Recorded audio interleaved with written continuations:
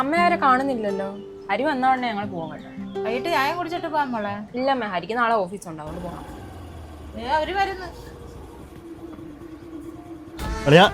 പയ്യെ പയ്യെ ആളുണ്ടോ അവിടെ? കുപ്പിയാണ് ഞാൻ പിടിക്കാം. അളിയൻ്റെ അടുത്ത് വരുമ്പോഴേ എനിക്കൊരു സന്തോഷം.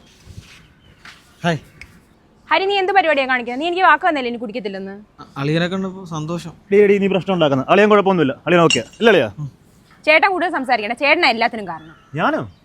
ഹരി, ഞാൻ നിന്നോട് പറഞ്ഞല്ലേ ഇയാളുള്ളപ്പോൾ ഇങ്ങോട്ട് വരണ്ടാന്ന്. അതെന്താ ഞാളപ്പോ വന്നാ? താനുമായിട്ട് കൂടുമ്പോഴേ ഈ പ്രശ്നമല്ല. എന്താടി പ്രശ്നം?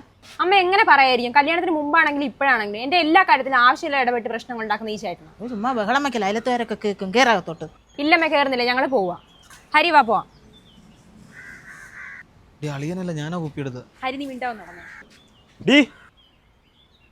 നീ ഇപ്പൊ വീട്ടിൽ കയറാൻ പോയി കഴിഞ്ഞാൽ എന്റെ ജീവിതത്തിനോട് ഞാൻ മിണ്ടത്തില്ല. ഓ മിണ്ടണ്ട, ഞാൻ മിണ്ടില്ലെങ്കിൽ അത്രയും നല്ലത്. അളിയ പോയിട്ട്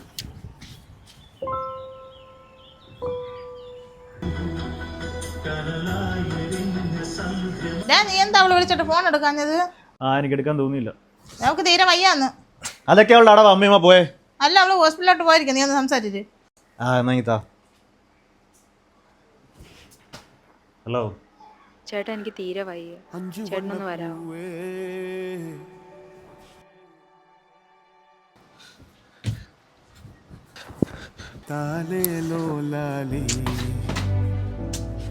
ഇതല്ലേ തപ്പുന്ന നീ? കണ്ടാക്കീരും പാമ്പ്, പക്ഷെ അവക്ക് എന്തെങ്കിലും പറ്റിയെന്ന് കേട്ടാ അവന്റെ ഇരിപ്പുറക്കത്തില്ല.